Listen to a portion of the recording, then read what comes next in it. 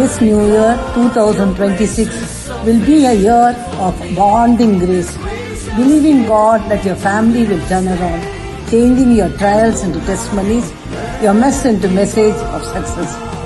He will make all grace abound around us, always having sufficiency in everything, whether it be a job, business, finance, health, or any other thing. His goodness will surround us throughout this year.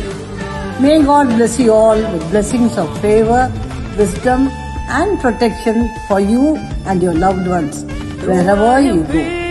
As we step into this new year 2026, believe and claim that your lives will never be the same in Jesus' name.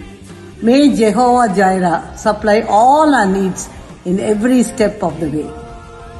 Wishing you all a happy, healthy and successful 2026.